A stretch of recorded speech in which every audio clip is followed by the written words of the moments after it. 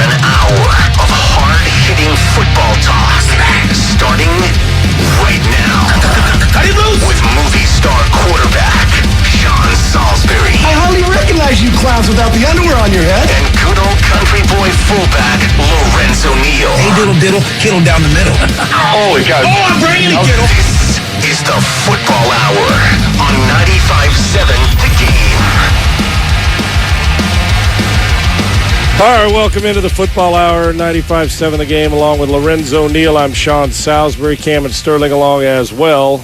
Good to be with you guys on a Tuesday this week. And the next 3 Tuesdays, this week, next week, and the week after, it will be Tuesdays for the Football Hour. Low welcome in. 49ers off this week, but the NFL, they still some interesting games and some games that have proved a few things because we know whose identity is what. Welcome in, brother. How you doing?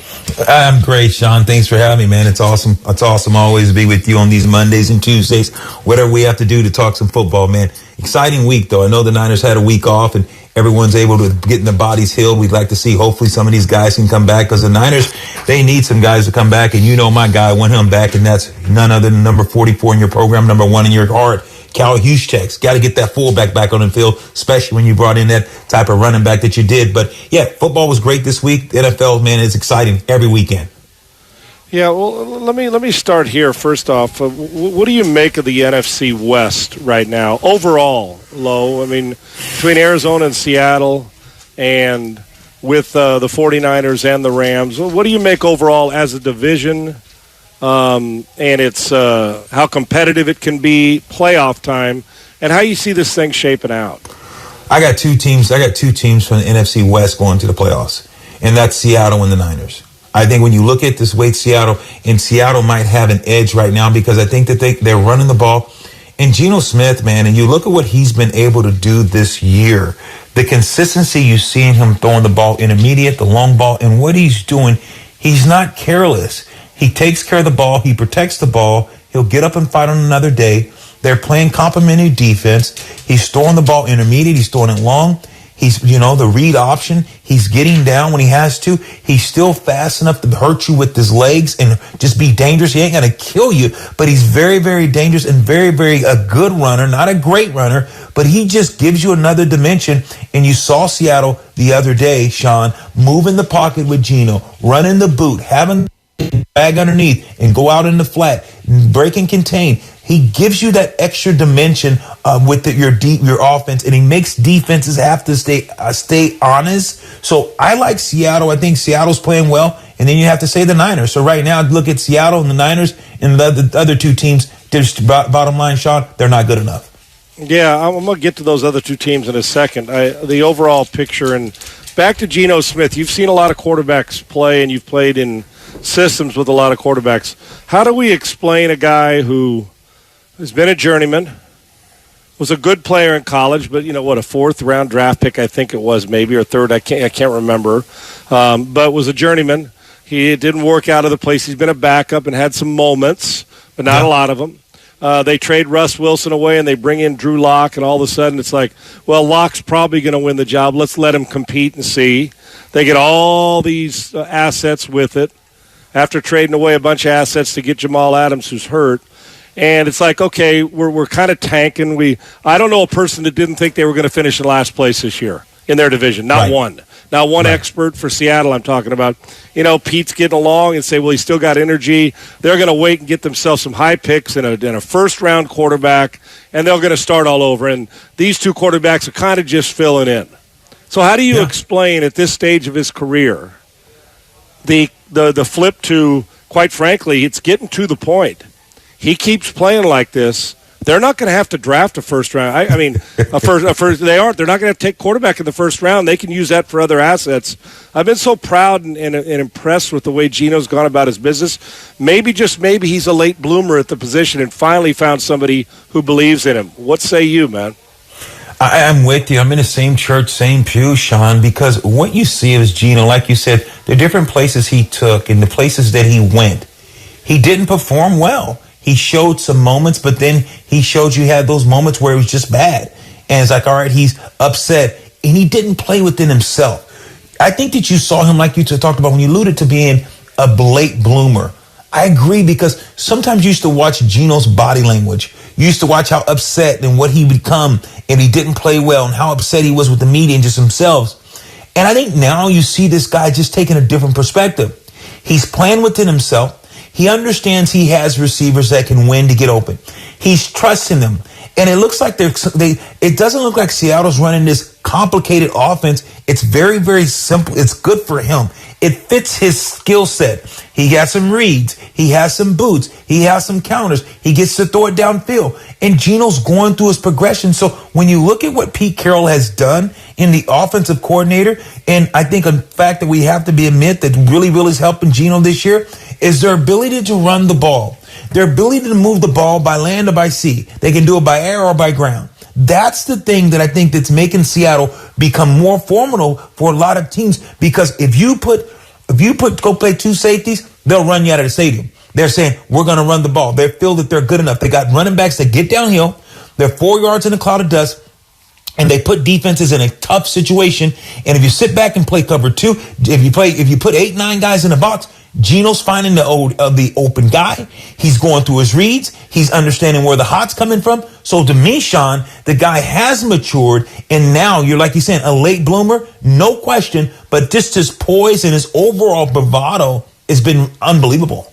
Do you think they're a legitimate playoff, a legitimate team that can get through January, or would that be the aberration where they're like, okay, they can breathe a sigh of relief when they get in? That's about as far as they can go. Or are they good enough to travel? Here's the thing. When you watch to see the way that they've been playing, especially as of late, they're showing you they can come from behind and win. They're showing you that they can be in ball games. They're playing very, very complimentary football. They're not having to overcome big deficits. They don't make a lot of mistakes. And if you can run the ball, and their defense surprisingly has played a lot better than what people anticipated. Their defense has been a defense that bends, that doesn't break. They play consistent. They tackle well. They don't give up a lot of big plays. So when you look at the way that they're playing and how they even up front, they're putting pressure on the quarterback. They're keeping guys in. I think that this team can get in the playoffs and make some noise, because when you look at, besides the Philadelphia Eagles in the NFC, Dallas Cowboys still don't just necessarily scare you. They don't necessarily play the great, they got some guys, but are they just great? You look at Kirk Cousins. Does he really scare you? Minnesota, are they really great? I think if you look at Philadelphia, then okay, throw Minnesota. But after that, you have to admit that the NFC is wide open, besides and we don't even know what this quarterback's going to do in Philly once it gets going. He hasn't had playoff experience. He's never been to the playoffs, even being at the number one seed. How is he going to react during that time? So I don't know yet. Let's voice hello, Neal. I'm Sean Salisbury. It's the Football Hour. Tonight, the next 2 weeks, it'll be on Tuesday because of the Golden State Warriors basketball here on 95.7 The Game, along with Sterling and Cam. Regular team in place tonight. It's great to have Lo Neal here on this Football Hour. It goes fast. All right, Lo, is there Rams in Arizona? Let me start with Arizona. We're going to get to the Niners here in a second, but I want to eliminate teams in the division. Yes. With the 49, with the Rams, let's start there. I'm going to tell you, I don't see 1 ounce of physicality in them. I almost feel like, I don't like to use the phrase Super Bowl hangover, but I don't think they can push anybody around. You saw it. Their defense played pretty well against Tom Brady, but it seems like a lot of defenses are playing well against the Tampa offense this year. But offensively, if they're not hitting on every single cylinder throwing the football, to me they're just another group of guys this year. They got good players, but the overall sum is not as good as some of the parts. No question, Sean. And just let me go a little bit further down that rabbit hole. When you talk about what does Tampa and the Rams both have in common? One, they can't run the ball with consistency. Right. Number two, neither team can protect the quarterback 7-step drops long. They take turns falling apart. They can't protect the quarterback, can't keep him upright. So I look at these two teams and I say, what are they? What's their identity? If their quarterback, if you can't protect your quarterback, if you can't protect Tom Brady and you can't protect Matthew Stafford, and they can't get to a 7-step drop when the game's on the line and they need to go deep because the offensive line can't protect them, they're in trouble. So when I look at these two teams, It's impossible for you to think these two teams can get to the playoffs or make any type of run when you can't not run the ball. These two teams, they have tried to run the ball. I think Fournette, I'd go with Williams. I think White, I think this running back. I would not go with Fournette anymore. He's chopping his feet. Fournette can't run the ball, in my opinion. I think that Tampa needs to move on. They cannot run the ball, and neither can the Rams. These two teams have great quarterbacks, not good, but great quarterbacks, but the inability to run the ball and the inability to protect them. God, it's amazing how many teams have to throw it 40 and 50 times to stay in, to do it. The sloppy football going around the league right now. Speaking of which, are you over the Cliff Kingsbury, Kyler Murray experiment? Or is it still, are we still too early? Here's the deal. You look at Kyler Murray and he shows you signs of greatness. I just don't know. He can throw the ball down the field. He can scramble and do all this thing. He's electrifying. Honestly, Sean, I don't know if they buy into the system. I don't know when you have to pay a young guy to participate and go to movies or go watch film, to be there, to put the extra time in. When you have to put that in the contract, see, that's the want-to that you should want. So I'm just saying, I don't think Cliff Kingsbury, in my opinion, I think that this team's underachieving. I'm just going to be honest with you. I think Arizona can run the ball. I think they got some talent. They got receivers. They got weapons. I'm telling you right now, to me, in my opinion, I could be wrong, Sean. I'd love to hear from you. I don't think the right guy's coaching them. I don't think they're disciplined enough, and I don't think they're consistent enough on offense. If they don't make the playoffs this year, or if they do and they get their ass handed to them like happened last year, I'm not sure you're going to see much more of it, to be honest with you, the combination of them two together. Because in truth, and now they have gotten better in the regular season every year, but in the postseason, it was embarrassing last year. It was one of the worst games I've ever seen a quarterback play in the postseason. So we'll see how long that experiment lasts. To the 49ers, 888-957-9570 is the phone number. If you want to chime in with Low Neal here, I'm Sean Salisbury, 95.7 The Game, the football hour, 888-957-9570. All right, Lo, let's assume they're starting to get healthy. You mentioned the Cowboys and the Vikings in the NFC. I think you can stick a fork in Green Bay. I think they're done. The NFC South, well, if Brady gets in the playoffs and they're going to win the division by default, they'll always have a chance because that'll mean they will have got hot at the right time. And he's seen that movie 10 times, so we know that. New Orleans is blah. Atlanta's hanging around. I love their improvement, but they're not going to be able to, I don't think, sustain this rest of the year. And Carolina's not any good. The North has Packers out. I'll tell you what, I love the way Fields is playing. They give that kid some weapons. Justin Fields is a friggin' monster. Dude, that dude it's like the light switch went on the last month, and they're coaching him right. That dude is a friggin' alien on the field, I'm telling you. And now he's starting to get more accurate. You can see his swagger go up. I mean, he is doing some stuff that you're like, we talk about freaks like Josh Allen and the guys who Lamar Jackson. This dude, now while his accuracy and weapons aren't there just yet, but I'm telling you, I'd parlay this out. I'm going to tell you what, the Chicago Bears got themselves a full-grown-ass man at quarterback. Detroit's going to, Detroit's always going to linger. They're not going to win anything, but they're going to, like last week, they upset Green Bay. They're going to win a few, and they're going to play their ass off, but they're not going anywhere.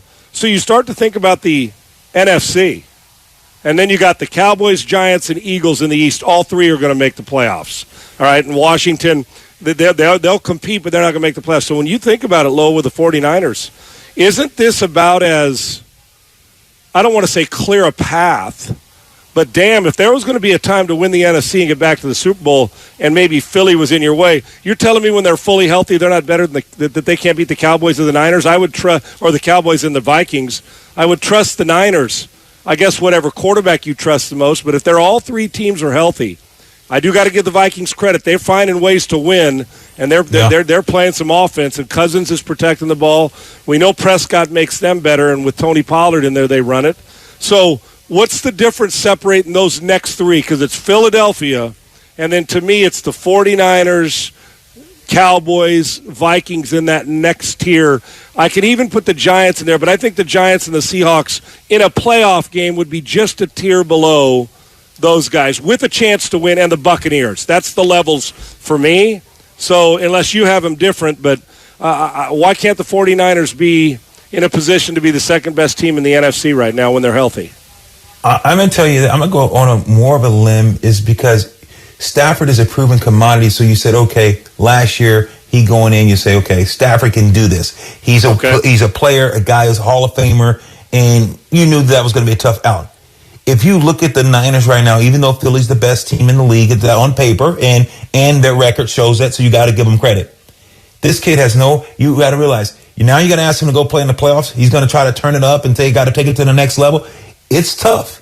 I'd love for the Niners to have them. I would love for Niners to be playing on the wild card weekend, playing game, and I would love for them to go to Philly. Because now you're talking about Philly having a bye and the Niners are already rolling. I'd rather them go to Philly, believe it or not, because then you have a quarterback that's never been in the playoffs on the biggest stage, and now those things start to get a little tight on you. You know what I'm saying, Sean? So I look at the Niners as far as winning a Super Bowl or just being in the NFC.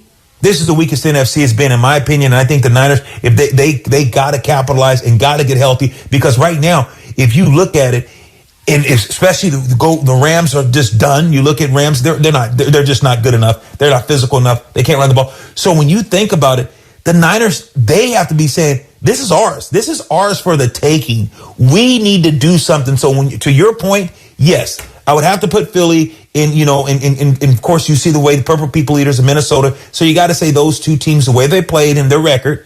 And then, you put Dallas and you put the Niners, you put all those other teams, and you put Tampa. They're going to get in by default, but Tampa's not ready. They can't block. They can't run the ball. They're not ready. So yes, the Niners right now, to me, Sean, the opportunity is now. They need to come back after this bye week they had, and they need to be charged, and they need to be ready to go. I couldn't agree more, Lo. All right, let me run down as we sit now. 7 playoff teams. Fair enough. Excuse me. Yeah. And if you don't have a pen handy, I'll talk you through these. I'm going to give you the playoff standings now, and you rank the quarterbacks in the NFC for me, 1 through 7. All right. Yep. You've got Brady. Okay, Brady. Yep. You got them and Atlanta are tied, but we're assuming Brady. You got Cousins. You got Geno. You got Jimmy. It might even be tied. You got Hurts, who you just spoke about, Dak, and Jones, and I think that's it. That's it. Okay, 1, 2, 3, 4, 5, 6, 7. That's seven, it. yeah. 1, 2, okay, 3, and 4, we 5, got to 6. put Jimmy in there. That's 8. 6. Oh, I already got him. I got Daniel Jones, got Dak Brady, Prescott, Jalen Hurts, Brady, Cousins, Geno, and Jimmy. That's 7. Okay. Yep. That covers the 1, 2, 3, 4, 5. Yeah, that covers the entire group. All right. Number 1 quarterback in those 7. Number 1 quarterback. Playoffs. When you go into the playoffs, who do you trust the most? Oh, Brady. All right, so Brady's 1. Even though his team's not good, you'd still take Brady and put him on any of the other teams, even at this age, right? Without a doubt. No question. Okay. All right, who's 2? Now it's crazy that you when you do it like that, after Brady's a clear cut, you say after that, would you seen Dak Prescott go head to head with Jimmy and lose? Jimmy found a way. They beat him last year, and Dak made a bad decision. Should have hurried up, got to the line, whatever it was. So, no Daniel Jones, no. I'm not taking the Giants quarterback who has no playoff experience at all. So, when you look at it just by process of elimination, what I've seen in the playoffs, I would have to go Brady, Jimmy, Cousins, and then Dak. And I'd have to go after Dak. I'd have to go. You put Jalen Hurts just because the kid has it. We don't know what he can do yet. They got a great team around him, right? He's got it. That's it. Great team, good defense. They're hitting. So I would have to put him in the top 4. And after that, you can have it. What, Daniel Jones or Geno? Who are you taking, 6 and 7? Oh, Geno. Geno's 6? Right now, Geno's playing. And here's the deal. Only reason I can't put Geno higher, because I would put Geno higher, but you haven't seen Geno perform in the playoffs and what's going to be, because that playoffs are a different speed. It's a different game. It's a different, and I would love to put, the Philadelphia quarterback, Jalen Hurts higher, but I just know when you get into playoffs, hey, we had Phillip Rivers, we got in the playoffs, he's playing against Brady. We lost. We were better. You know that team of 14-2. McCree falls down, we win that game, but we couldn't get it done. when quarterbacks experience in the playoffs, it speaks volume. I've been there in the playoffs, been on great teams, and because of quarterback play, we didn't get the win. And you go through this, and I don't have the exact numbers, but I'm going through my head. Daniel Jones, 0 playoff wins. If Dak has a playoff win, it ain't more than 1 or 2 at the most, right? Right. Hurts, let's see, they get in last year. I don't think he has a playoff win. Brady's got 8 million of them. Put it this way, Brady's lapped the field like 8 times compared to any of these guys that have been in it. Cousins, he got one against New Orleans a couple years ago. If he does, he doesn't have many. I can tell you that. No. I could look up the stat, but Geno has not won a playoff game. Jimmy's won the second most. Jimmy's won more than anybody else not named Brady. So if you're going playoff trust, you'd say it. Yet right now I think, well, how can I not put Dak ahead of Jimmy, right? But Jimmy's been deeper to the playoffs, and how can you trust Dak right now with the history of them right now? And then you got him 3. Okay, you got Dak 3. I'm kind of going where I had Dak.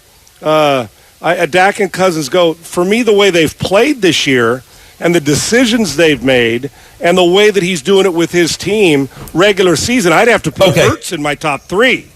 Problem is, because I know how poised he is, but that intensity of the postseason is different. And they're going to they got a chance to get home field throughout, but the intensity is different. So is he going to be? And then I think, okay, he was poised at Alabama, poised at Oklahoma. Will he carry that poise in the regular season? He's been questioned all along. He keeps answering every call, and now he's got his team undefeated midway through the season. What will he be like in the postseason? If his poise put it this way, if his poise matches in the postseason what it does in the regular season low, I'd take him second. If his poise matches what I've seen from the young man through good times and tough times. But Jimmy has to be second because of all the other 6 not named Brady, who do you trust to make the most clutch throw of the group when it's nut-cutting time? That's the thing you have. And I'm not sure we know the answer right now, right? Because they all have made him right. So I think it's pretty interesting, Lo, as we break it down. It's so funny, too. Of all these playoff teams, you know who's on the worst team right now? Brady. Yes. Of this group right here, from the eye test that we've seen this year, the eye test. That's the word, not talent, but performance. The what we've seen, they're the worst, and yet we both still unequivocally would say, if they get to January, I trust Brady's going to make more throws than any of the other 6 guys in a playoff game. I do, but now if you told me if these teams were in the playoffs and right now, I said, okay, how it would look because of what I've seen of Tampa. Tampa's not going to score you even on their best day 24 points or more. Well, they're going to get beat, right? Oh, I agree. But you trust Brady on any of the other teams. Is my point. Yes, absolutely. And that's what me and you. And I hope the listeners understand. We're just saying if Brady's on any of these teams, we're taking Brady with the talent that these teams has. Absolutely. Right. So if you told me to put them in order just by the way the teams play collectively, I would have to go Philly. Then I would go Dallas. Then I'd go Dallas, and I put the Niners at 3. If you said just the way they're playing now, and Seattle would be 4. I mean, Seattle would be 4 because I just don't like. I mean, and Minnesota would be 4, and then Seattle would be 5. I don't like the way Tampa's playing collectively. I couldn't agree more, Lo. It's actually quite shocking. They're struggling to get to 20 and 23 points and 17 points. It's a full-on grind, and if the Rams don't screw up the way they play coverage down the stretch, and if they get 1 first down on their last possession, the game's over. They handed him a gift, and you can't give number 12 very many gifts or he will destroy you. And now maybe that's what turns them around. You never know where the turning point of a season is. We'll see. The phone number is 888-957-9570. Sterling's here, Cam's here, doing all the great things to make sure we're up and talking, and Lowe's here with me. It is 95.7 The Game. It's Football Hour. Lowe, we come back. I tell you, I don't know how I'm supposed to view this because I love the guy who's going, but the clown show that is the Indianapolis Colts and the slap in the face to the coaching profession, we got to discuss, and we will do that next. First, Lowe and I will discuss right here on the with Sean Salisbury and along with Lorenzo Neal on 95.7 The Game, the Football Hour. This segment has been sponsored by the Department of Health Care Services. That's the Department of Health Care Services. Coming right back. Stimulant use disorder is a disease, not a choice. But getting help is. Make a change by choosing treatment for your meth or cocaine addiction. Find proven treatment options at choosechangeca.org. If you own a business, this has been a bumpy ride. From pandemic to inflation, I'm sure you could use a break. If your business has 5 or more employees and survived COVID, you might be eligible to receive a payroll tax refund of up to $26,000 per employee. The challenge is getting your hands on it. Hi, I'm Howard Mackler, and that's why I founded GetRefunds.com to cut through the red tape and get you the money. The team of tax attorneys we have put together are highly trained in this little-known payroll tax refund program. We do all the work, charge not a dime up front, and simply share a percentage of the cash that we get for you. Businesses of all types can qualify, including those that took PPP, nonprofits, and even those that had increases in sales. We have helped return over $1 billion to businesses, and we can help you too. Just go to getrefunds.com/sports, click on Qualify Me, and answer a few questions. This payroll tax refund is only available for a limited period of time. Don't lose out on up to $26,000 per employee. Go to getrefunds.com/sports. That's getrefunds.com/sports. We tried Dynovite for gut health and immune support, and after a couple of weeks, our little Gizmo was acting like a puppy again. His coat was shinier, he had a lot less scratching and shedding, and he seemed like his happy old self. My dog smelled and scratched constantly. We bathed and sprayed her, took her to the vet, but no results. Now, a little Dynovite in her food helps Bella keep her beautiful coat with no scratching or smell. Get 10% off your next order of Dynovite nutritional supplements for dogs at Dynovite.com. Happier, healthier with every bite. Over 1 million pets helped with Dynovite. When cold symptoms keep you up, try Vicks NyQuil Severe for max strength nighttime relief. Just 1 dose of Vicks NyQuil Severe starts to relieve 9 of your worst cold and flu symptoms to help take you from 9 to none. Get some rest and feel better with Vicks NyQuil Severe. The nighttime sniffling, sneezing, coughing, aching, sore throat, stuffy nose, fever, best sleep with a cold. Medicine. Use as directed. Kirby is your driveway mechanic. They bring the shop to you with brake replacements, oil changes, washes, and so much more. Get $50 off your first oil change with code OIL50 at Kirby.com. That's CURBEE.com and use code OIL50. Don't waste your time trying to sell your old car. Donate it to Cars for Kids. It's the easiest and fastest way to donate your car and get a tax deduction. Donate online at carsforkids.org. That's cars with a K. 1-877 Cards for Kids. Donate your car today. Hi, welcome to the IKEA Holiday Prep event. Here to help you host the season with offers, in-store workshops, and more. Oh, great. I may have invited the whole neighborhood for the holidays. Don't worry, you can do this. To start, IKEA family members save 20% on Venturfent Christmas tree decor and gift wrap. You are my hero. Visit us in-store or at IKEA-USA.com/holiday prep to get ready and save. Offer valid 11/9 to 11/23/22. U.S. only while supplies last. Selection may vary by store and online. Restrictions apply. Every morning at 8:50, the Morning Roast presents the Xfinity Flex of the show. Fonte and Shasky flex with their best moment of the day. Replayed at 8:50. You'll win it. 4th championship. Steph, Draymond, Clay helped the Warriors win this one alongside Jordan Poole, Kuminga, Moody. Nobody can say anything. They can't take this one away. The Flex of the show. Presented by Xfinity Flex, the 4K streaming TV box with voice remote and Peacock Premium. Free with Xfinity Internet. Homeowners are choosing the beauty of Milgard Trinsic Vinyl featured at Dolan's. Narrow frames, the contemporary look, the color choices, perfect white and tan, and an array of custom exterior colors. And that's only the beginning.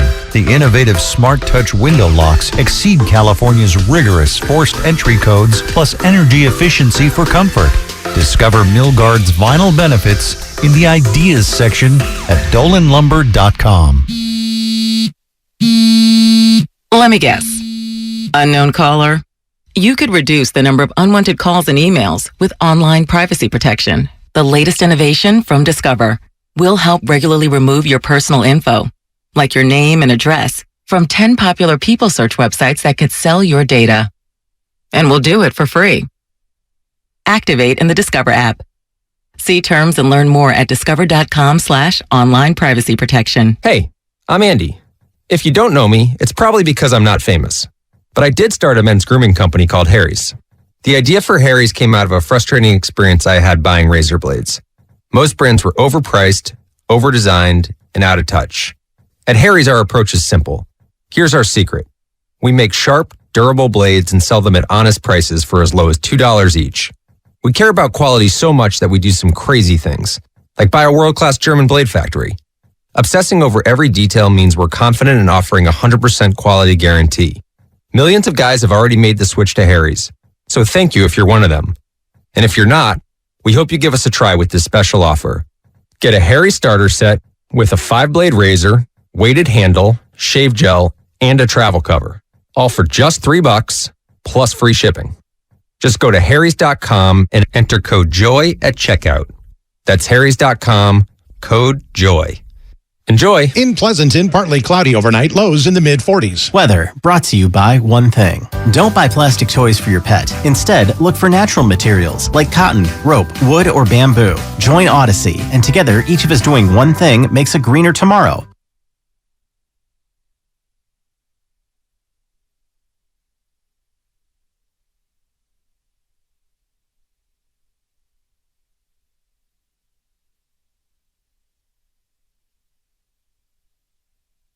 Now, back to the Football Hour with Sean Salisbury and Neal on 95.7 The Game. Hi, I'm Sean Salisbury along with my guy Lorenzo Neal as we roll along here on the Football Hour for another 30 minutes or so. We are at a time now in sports where, well, there's been a lot of sloppy football, but some things will just leave you shaking your head and some owners will leave you saying, what in the hell are you doing? Now, listen, the guy we're talking about, Jeff Saturday, is a hell of a good dude and was a hell of a player. By all accounts, a great leader. I'm a big fan. I hope it works for him.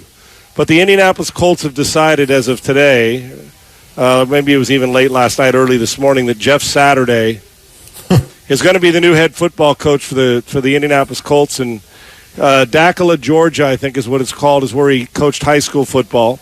5 or 6 time Pro Bowler, and we know him in those Super Bowl runs, and like I said, and does a good job on TV. But 4 days ago or 5 days ago, he was, drawing stuff with Mike Greenberg and the guys on the ESPN set, not having coached college, not been a graduate assistant, not been an intern, I don't think on an NFL staff or college staff. And Jim Irsay, because of relationship and I guess trust, you have to, called him off the set and has hired him to be the Indianapolis Colts interim head coach for the rest of the year. Now, I couldn't root harder for Jeff. I hope it works out. I do, and I'm not mad at him at all. If they call us, we're taking the job. Of course we're taking it. Now, am I qualified to talk X's and O's? You're damn right. I can talk football with anybody. Do I understand coverage and play calling? You bet I do. But there's a lot more into it, because if we just said, of course we're qualified, we are diminishing the coaching profession. I didn't say assistant coach. I'm talking about a head coach. For guys we've been around, have coached 25, 30, 40 years and never had a shot to be a head coach, let alone a coordinator. And I don't care the color of their skin. Black, white, Hispanic, Hawaiian. It does a female. I mean, I don't care. There's plenty of them that have been passed over with great candidates. And just so people know, when you got interim placed on you, it's not part of the Rooney Rule. They will have to go in the offseason and interview candidates if they want to keep Jeff Saturday or if they want to go on to something else until they take that interim status off. When they do, they're going to have to interview candidates. So that's for how they go about their hiring practices. So we'll get to that. But you call a guy off a studio and say, and I know he's been a consultant for them, but damn, think about this. Isn't Gus Bradley and John Fox in that meeting room? Aren't they on that team? And you think about the assistants. You better go in and win over that building and address the elephant in the room, which is, I know you guys are more qualified than me, and I got this job. He doesn't owe an apology. Jeff Saturday doesn't, and I hope it works. But damn, come on now. It's a slap in the face to the coaching profession for guys who have grinded for years for one opportunity to coach it. And Jeff was in a coat and tie having fun on ESPN. And I hope he does great. But I can tell you this, we set coaching back, man, because it makes it feel like it's not that tough to be a head coach and to be good at it, which to me is complete BS. I think this is a slap in the face to coaching. I do. No, and Sean, it's well said. I mean, Jeff Saturday, we know him personally, played in Pro Bowls with him and know the guy really well. And like you said, does he know X's and O's? Without a doubt. But he's never been in a situation where, has he coached high school? Yes, and he maybe won. But does that give you, like you said, there's been so many guys that are waiting in line to be head coaches, and they've been through the trains, been assistant coaches, graduate assistants, and now they're waiting, and all of a sudden it's a slap in their face. But I understand that, and you're 1,000% right. and it doesn't justify it. But it's not fair. The world we live in, Sean, you know it. It's just not fair. I know and that. Jeff Saturday, right. He jumped over this hoop, and it's no way, and it's wrong. But look at Kyle Shanahan. Because of his dad, he was able to coach. But he's a great coach. But he was around football. But look at another guy. Look at my coach that we had in the Chargers, Norv Turner. Was his sons really ready to coach and do those Scott things? Turner, Just like Scott and those guys. And so you get to skip a whole process, and guys get mad. And you've been there. I've seen coaches mad, like this son, and guys are fired up and pissed. I've seen coaches like tell you about players, like, man, this ain't right. So it happens. No. Yeah, and low 888-957-9570. You can kind of, it's different because it's far more in depth. But I know, like, for instance, and I mean this with respect to everybody who's in the journalism or broadcast television business. I'll speak for myself. When I quit playing now, I majored in it in school, and so I knew about it. But it's different when you major in something in school and broadcast journalism, and then the real red light goes on, and it's live TV, and millions of people are watching. Like, okay, there's some pressure here. But it is true. Think about the kid who graduates from school, goes through journalism school, has to go into Sioux Falls, South Dakota, and Fresno, smaller markets, right, to do television and media, and spend 15 or 20 years waiting for the opportunity to do network or big market television. I was fortunate when I walked off playing a football game. 3 months later, I was working at ESPN. I didn't have to go through, because of our careers, we got to leapfrog somebody who'd been through journalism and probably knew more about it than I did on broadcast television. But because you know cameras and you learn it while you're going, because you understand the business. I didn't understand the business side of it, the mechanics of it, but I knew broadcast television, how to entertain, I guess. And then you learn. So it's similar, although being a head coach is a far tougher task. But you get my point about the comparison, right? That you just jumped over it. Yeah, and with Saturday, and what happened real quick about this, Lo, and when people say, well, we've never done this, and we haven't, NFL-wise, but you never know when that one guy's going to click with leadership, right? Because tasks they'll get to. The other coaches, he can lean on them and make sure they know he's got to win the building over the players and the coaches. And he's got to get them to trust in him that he's not BSing them, that what he says he's going to hold true to. You and I both know that's the first point of business. But, we have seen, what if all of a sudden he is the leader they need and then all of a sudden things change? Think about Deion. Deion's only experience was being a great player and being a high school coach at his academy, right? So, and with Deion doing that, but we knew he was energetic, could recruit, knows football, and was waiting for the opportunity. Deion's the greatest old school, new school guy there is coaching, right? He's old school. You'd think Deion played in the 50s because his are sit in front of the class. If you don't go to class, you're not playing. I mean, everything Deion's old school with that. Yet he knows how to recruit a kid who's a 5-star, right?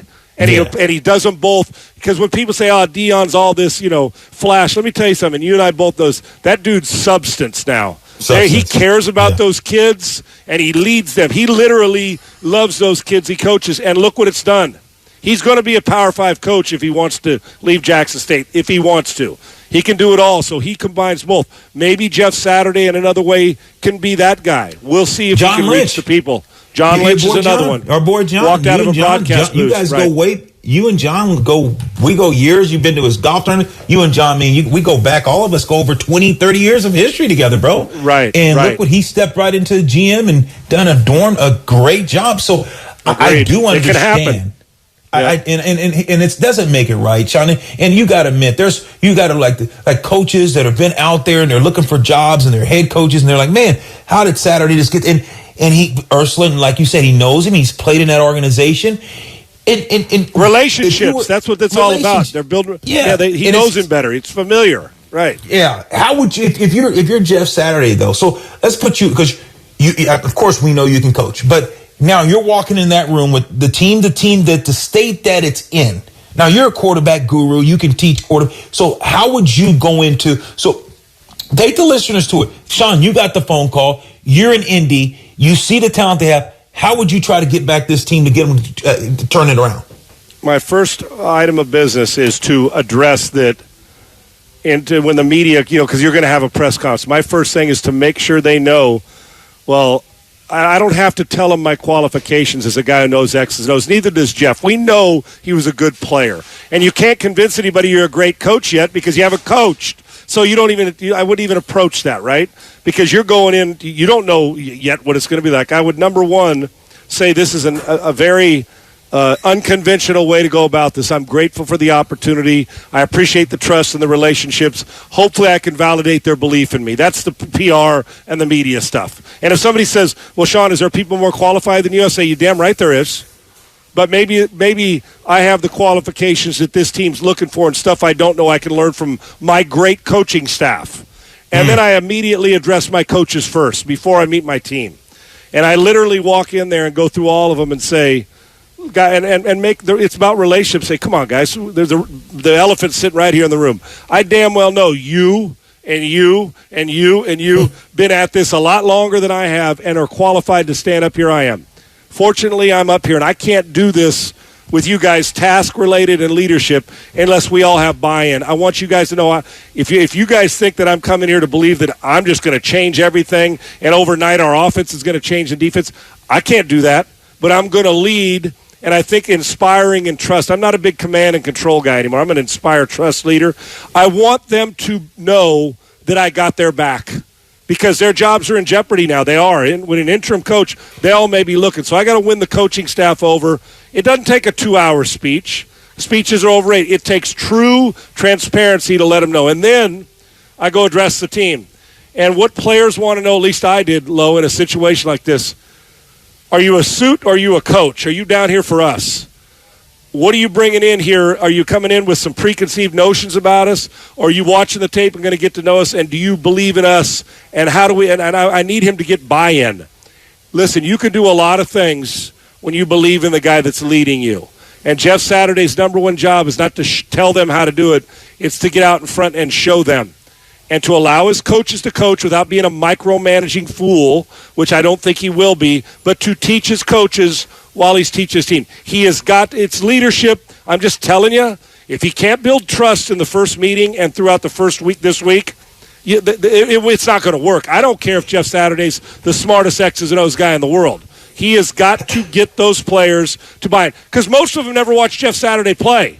They didn't know Jeff Saturday played, so they know him as, well, a TV guy, and I know he was a Colt and saw him a little bit, the older guys. But they want to know, who are you? You don't need to sell me on your playing career. I need to know if you got us, if you got buy-in with us, well, we got buy-in with you.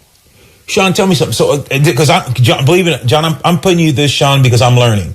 How do you teach coaches how do you coach a coach? So I'm just taking things from you. So, okay, now you already talked about getting the coaches to buy in, show them that you trust them. But then how do you coach them? First of all, and when I'm in that coaching meeting room, first off, too, you know what I say? I say, listen, we're in such a secretive world, right? Everybody wants to be secretive, yet nothing's secret. Does that make sense? So I'm not going to take you in the room and berate you. Like I come in and I got to get to know them all. Some of them he probably has never met, maybe because he's been a consultant there. But you know what I'm going to do, Lo? I'm going to have everybody in the room. You know those games when you'd have either a great game or a bad game as a team, and coach. Normally we split up and watch it in our groups, right? And they say, no, today we're watching it as a team. I'm going to go through and we're going to judge. I'm going to go around the room. I want to hear why are we in this position? I've watched it on TV. I know what I think, but you guys have been in the building. You've seen the chemistry or lack thereof. Why are we here? Why am I the head coach here now? Why is Frank not here? I don't want anybody to buzz toss. I want to know not past skeletons. Well, Carson Wentz and they didn't like him. I want to know, not a bitch fest, but I need to know what we can do from here on to get the defensive back coach, the linebacker coach. Where are we? And just to talk. And then when we're breaking down their individual groups, the quarterback group, I got to go into a room, and then I'm going to watch tape with him. And I'm going to say, what are you telling them? I am. He's going to teach me what he's teaching them. And in the process, if he's not teaching me what he's teaching them and what I want to teach, then we use the word no too often. When we coach, no, don't do it this way, don't do it this way. We got to do a better job of saying, man, that's a good job, but let's try to do something a little different. So you start hearing positive reinforcement, even if it's a grown-ass man. Now, I'm not going to walk into John Fox and tell him how to handle his players. I think he's pretty good or whoever, right?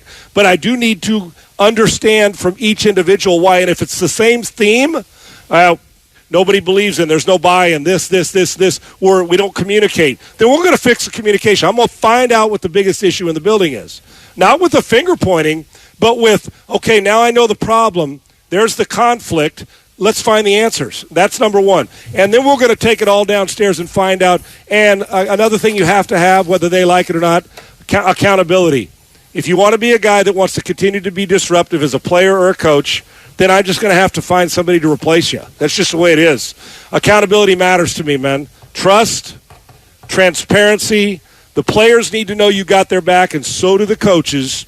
But I also need to hold them accountable, and I got to coach them of how we're going to go about it. I'm not going in with 48 different phrases that use these on the first meeting, because really we're trying to salvage leadership and trust the rest of the season if we're going to move on with these jobs. And these coaches' jobs are on the friggin' line.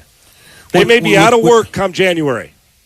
So we got to find out where the weaknesses and strengths are and how to bring them closer together. With that being said, Sean, because I'm a listener and, people are listening, they're probably loving this conversation you and I are having. So with that being said, do you think Indianapolis has talent? Are they do you see enough talent? I think there's pieces.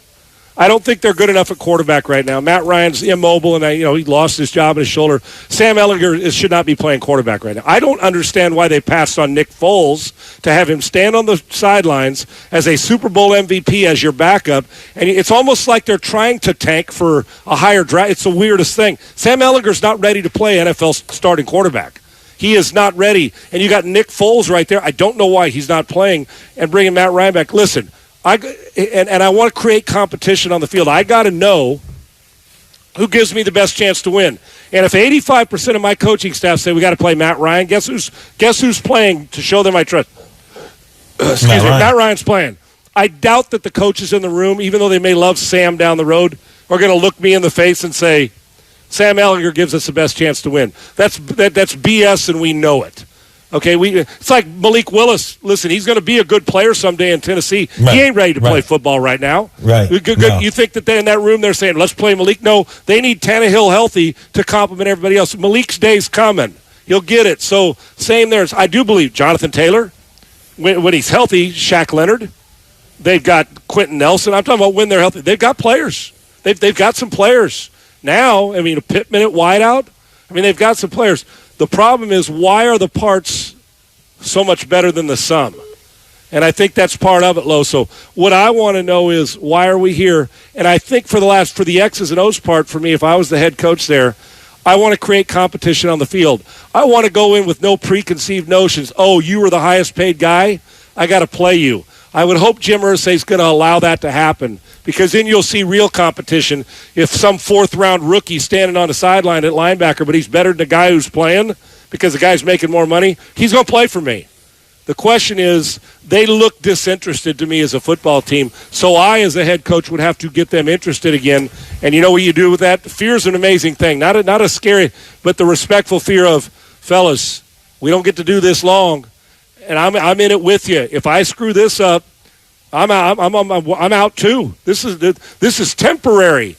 And if my job's temporary, defensive coordinator's job's temporary, quarterback's job's temporary. There's about 3 sacred cows on this team, and we know who they are here. Jonathan Taylor's one of them. The rest of us got to play like our hair's on fire. And how are we going to salvage this season? Because it's the AFC South, and there's no dominant team in the AFC South. We can still win it. And that's what I'm preaching to them. Instead of look at all the crap you've done wrong, I want to look at how we can do it right. They've been hearing regularly on radio and television. I go on in Indianapolis every week how crappy the team's playing and how bad the decisions that have been made. I got to fix that. And if you're a great leader, I ain't going to tell you how to do it. I'm going to show you. That's what great leaders do. And that's the way you got to do it. You got to be willing. And Jeff Saturday's got to put a damn sweatshirt on and get his ass in there and be willing to put some elbow grease into his right guard, because they need him, and to his linebacker, and to make sure he brings them together. This ain't a time to tear it apart. You tear it apart, you can guarantee they're all getting fired. I got to find a way to bring them together down the stretch. Got to. Sean, I love it. You got me fired up, man. Ursa, he should have picked up the phone and called you. I'm hiring you the next coach. So how do you push your coaches? Okay, so because you're talking about the talent, and then you talk about they look disinterested. How much is it when you get a coach that, okay, guys, you know what I mean? You've been in rooms where coaches like, is this what it is? Just go.